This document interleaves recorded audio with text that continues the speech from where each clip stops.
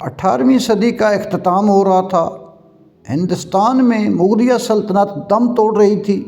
بادشاہ موجود تھا مگر طاقت ختم ہو چکی تھی، اور اسی خلا میں ایک نئی طاقت جنم لے رہی تھی، برطانوی ایسٹ انڈیا کمپنی۔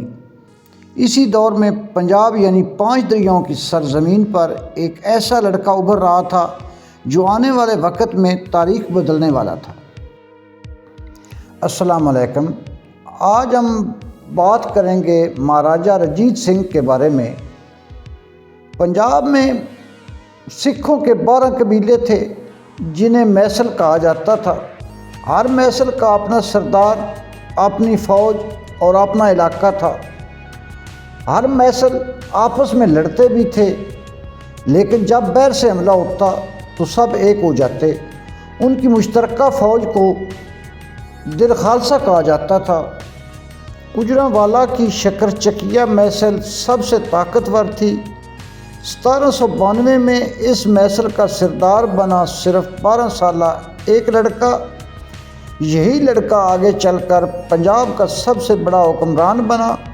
اس کے دشمن 3 تھے، مغرب میں افغانستان، مشرق میں انگریز اور خود سکھ سردار۔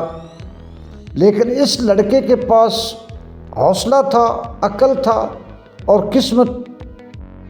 1799 میں لاہور پر بھنگی سرداروں کی حکومت تھی۔ شہر میں بدنظمی، لوٹ مار اور لوگ غیر محفوظ تھے۔ لاہور کے لوگ ایک مضبوط حکومت چاہتے تھے۔ کئی معزز افراد نے، جن میں مسلمان بھی شامل تھے، رنجیت سنگھ کو خط لکھا، آئیں ہمیں اس افراتفری سے نجات دلائیں۔ رنجیت سنگھ کی سانس سدا کور نے اس کی حمایت کی۔ اس نے کہا جو لاہور کا حکمران ہو وہی پورے پنجاب کا حکمران ہوتا ہے۔ جب رنجیت سنگھ لاہور پہنچا، 2 بھنگی سردار بھاگ گئے، ایک نے ہتھیار ڈال دیے۔ لاہور بغیر جنگ کے فتح ہو گیا۔ یہی وہ لمحہ تھا جب سکھ سلطنت کی بنیاد رکھی گئی۔ لاہور فتح کرنے کے بعد رنجیت سنگھ نے بیساکھی کے دن خود کو مہاراجہ قرار دیا۔ اب وہ صرف ایک سردار نہیں تھا بلکہ پنجاب کا حکمران بن چکا تھا۔ اس کے بعد فتوحات کا سلسلہ شروع ہوا۔ جموں، چنجوڑ، جھنگ، راولپنڈی، پنجاب ایک طاقتور ریاست بن چکا تھا۔ 1805 میں رنجیت سنگھ نے امرتسر فتح کیا۔ یہاں سے اسے حاصل کی مشہور توپ زمزمیہ۔ یہ توپ طاقت کی علامت تھی جو آج بھی لاہور کے میوزیم کے سامنے موجود ہے۔ رنجیت سنگھ کی طاقت سے انگریز گھبرا گئے۔ 1809 میں معاہدہ امرتسر ہوا۔ معاہدے کے مطابق دریائے ستلج کے مغرب میں رنجیت سنگھ کی حکومت، مشرق میں انگریزوں کی مرضی۔ یوں پنجاب ایک اسٹیٹ بن گیا۔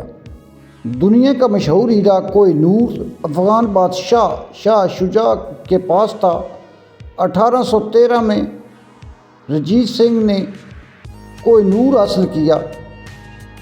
شاہ شجاع نے کہا یہ ہیرا طاقتور کے پاس ہی رہتا ہے۔ یہ بات تاریخ نے سچ ثابت کی۔ 1818 میں رنجیت سنگھ نے پشاور پر قبضہ کیا مگر وہاں مزاحمت جاری رہی۔ 1831 میں سید احمد شاہ شہید اور شاہ اسماعیل شہید بالا کوٹ میں شہید ہو گئے۔ مہاراجہ کا سب سے بڑا جرنیل ہری سنگھ تھا۔